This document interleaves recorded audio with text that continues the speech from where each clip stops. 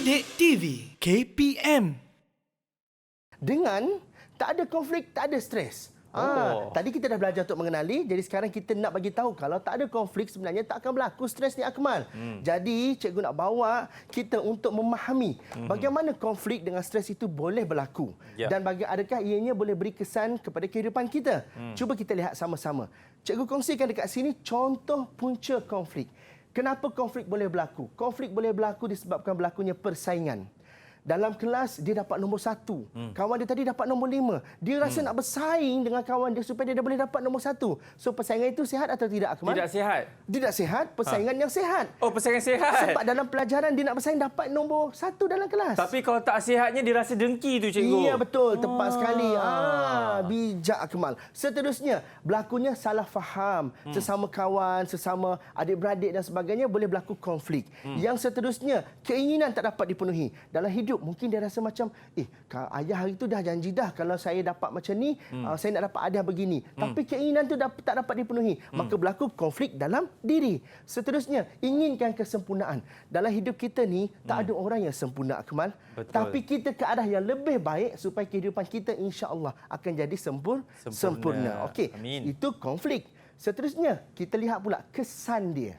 Apa berlaku? Kalau berlaku, dah tahu punca dia tahu, apa kesan dia? Yang pertama boleh berlaku dendam. Tak puas hati dengan kawan tadi, dendam dalam hati. Simpan. Yang kedua, boleh berlaku keganasan. Tak puas hati, boleh menyebabkan berlakunya pergaduhan. Seterusnya, hubungan boleh menjadi lebih renggang.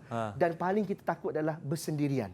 Baik, kita minta jauhkanlah. Minta dijauhkan. Sebab itulah kita kena ajar didik mereka ini bagaimana cara nak mengatasi benda tersebut. Bila mereka dengar kesan ini, kita dah tahu dah. Kesan ini adalah satu kesan yang boleh memudaratkan sekiranya tidak dibendung. Betul. Seterusnya, kita lihat pula kepada punca stres. Kita lihat macam ni. Kalau berlaku kurang keyakinan dalam diri kita, menyebabkan kita akan mudah untuk putus asa dan kecewa. Setuju. Sebab kita tak yakin dengan diri kita. Alah, saya tak boleh nak buat macam ni, saya tak boleh nak buat macam tu. Akhirnya kita putus asa. Seterusnya, kita nak buat pilihan. Bila kita kena buat pilihan, kita akan perlukan masa. Bila kita perlukan masa, dalam masa yang terdekat, tak boleh nak buat pilihan, berlakunya kesihatan mental kita. So, kita akan terganggu.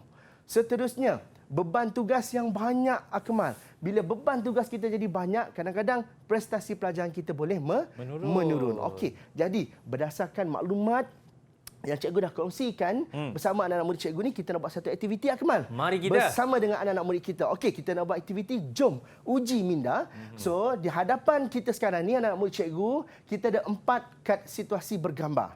Okey, jadi anak-anak murid cikgu akan pilih kad situasi bergambar dan mereka akan cuba untuk jawab soalan yang kita akan kemukakan. Okey, boleh anak-anak murid cikgu tunjuk yang terbaik dulu dengan cikgu? Okey, kita nak mulakan. Okey, siapa boleh mulakan? Pilih kad situasi bergambar. Silakan. Okey, Aisyah. Silakan, Aisyah. Ya, cikgu. Saya akan memilih kad nombor 2, cikgu. Memilih kad nombor 2. Jom kita tengok, Akmal. Apa kad nombor 2 tu? Kad nombor 2 tu adalah, kalau kita lihat, ada seorang murid dibuli oleh kawan-kawannya. Ish, tak baiknya. Okey, Aisyah. Boleh Aisyah kongsi dengan cikgu, kenapa dia jadi stres, Aisyah? Rasa tidak puas hati dengan orang dan ambil kesempatan. Oh, dia rasa tak puas hati dengan orang lain. Jadi orang tu akan ambil kesempatan terhadap dia. Jadi bermakna masalah buli itu berlaku di kalangan kawan-kawan dia, menyebabkan dia rasa stres benda tersebut. Okey. Jadi nak tanya dengan Aisyah. Syah, kalaulah buli ni berlaku, apa yang kita perlu buat, Aisyah? Kita kena melaporkan kepada cikgu ataupun ibu dan bapa. Betul. Tindakan Aisyah tu sangat bijak. Terbaik, Aisyah. Tepuk tangan untuk Aisyah. Akmal, kita bagi 1 bintang untuk Aisyah, Akmal. Terbaik. 1 bintang untuk Aisyah. Okey, bagus. Tindakan yang sangat bijak. Okey, seterusnya. Siapa lagi boleh pilih kad situasi bergambarnya? Silakan. Okey, Adam. Silakan, Adam. Cikgu, maaf cikgu. Saya nak kat situasi nombor 3. Situasi nombor 3, betul? Betul. Kita kat nombor 3 ni, Adam. Silakan, Adam. Okey. Ataupun mungkin ada kawan lain ke? Okey. Siapa kawan-kawan lain yang boleh tolong untuk bantu Adam untuk jawab situasi nombor 3 yang situasi bising di dalam kelas? Siapa boleh tolong jawab? Siapa boleh bantu? Okey, Aufia. Silakan Aufia. Silakan. Okey. Silakan Aufia. Kenapa dia stres Aufia? Cikgu, kelas ini menjadi bising kerana murid bermain dan bercakap. Murid bermain dan bercakap di dalam kelas Aufia. Okey. Jadi Aufia, kalau Aufia nampak kelas bising macam ni, apa Aufia akan lakukan? Saya cikgu, kalau saya nampak kelas ini bising, saya akan melaporkan kepada guru. Melaporkan kepada guru. Lagi Aufia tu pengawas. Betul. Ingat lagi tak masa kita kecil-kecil dulu, kalau bising dalam kelas kita tulis je nama, kita bagi kat cikgu. Patut tahulah cikgu tu nak buat apa. Jadi cikgu tu akan ambil tindakan pada murid yang buat bising. Okey, terbaik untuk Aufia. Tepuk tangan untuk Aufia. Okey. Jadi untuk kita bagi 1 bintang untuk Aufia. Okey. Untuk Adam jangan putus asa Adam. Adam masih ada peluang lagi Adam Okey, kita cuba lagi. Okey, seterusnya. Siapa lagi nak tolong jawab? Pilih kat situasi bergambar. Silakan. Okey, Izzati. Izzati tengok gambar betul-betul Izzati. Okey, pilih situasi Izzati. Nak kad nombor berapa? Saya pilih kad nombor 4. Kad nombor 4. Okey. Situasi kad nombor 4. Cuba kita tengok sama-sama. Ada situasi kawan dia. Satu yang hidupnya mewah, satu yang hidupnya serba kekurangan. Jadi dia merasakan berlaku kekurangan dalam diri dia. Jadi boleh Izzati kongsi dengan cikgu apa stres yang dialami oleh murid tersebut? Dia rasa kurang keyakinan diri. Okey, dia rasa kurang keyakinan diri dalam diri dia kan. Sebab kawan dia boleh dapat apa yang dia nak, apa yang dia mahu dan sebagainya. Okey, Izzati, kalaulah Izzati diberi peluang, bagaimana cara kita nak menangani stres ini? Ya, saya cikgu, dia akan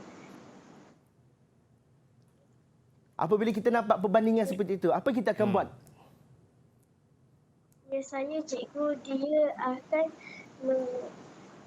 menerima keputusan. Okey, menerima keputusan bahawa sama ada saya ini hidup mewah ataupun hidup sederhana, itulah kelebihan yang ada pada diri saya. Menerima kekurangan itu seadanya. Barulah kita akan hidup dengan aman dan damai. Dan kita kena sentiasa bersyukur, betul cikgu? Betul, bersyukur. Itu adalah perkara yang paling penting. Sebab setiap orang mempunyai rezeki yang berbeza. Dan kebahagiaan itu terletak kepada diri mereka. Ada orang hidup dia sederhana tapi dia sangat bahagia, Akmal. Betul. Jadi untuk Izzati kita bagi 1 bintang. Tepuk tangan untuk Izzati.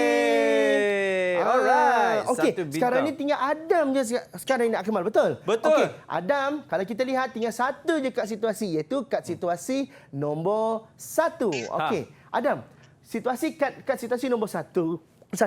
Ada seorang murid ni, dia sedang membawa basikal yang tayarnya bocor. Jadi, Adam boleh kongsikan dengan cikgu?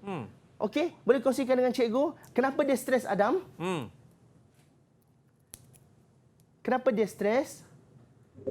Dia merasa stres kerana dia paksa membawa basikal yang berat di tengah panas. Bawa basikal yang tak ada angin dekat tayar dia bocor di tengah panas pula tu, terik. Jadi dia rasa stres. Jadi kalaulah Adam berada pada situasi itu, apa yang Adam akan lakukan? Apa yang Adam akan buat? Adam minta apa? Saya akan minta pertolongan. Hebat Adam. Minta pertolongan dengan orang yang berada di sekeliling untuk mereka dapat membantu kita. Okey, terbaik untuk Adam, kita bagi 1 bintang. Tepuk tangan untuk anak-anak murid cikgu semua. Didik TV KPM